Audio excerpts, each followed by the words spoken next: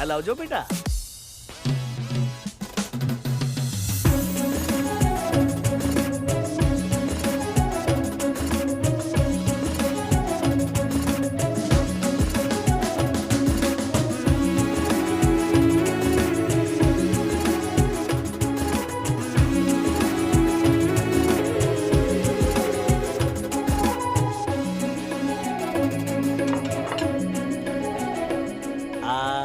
મારી દીકરી રાધિકા. જેવું નામ છે એવા જ ગુણ છે. પણ મામા, હા, મૂળ વાત તો પૂછવાની જ ભૂલાઈ ગઈ. તમારો ભાણો કરે છે શું? 14 છે. આવું લાગે છે?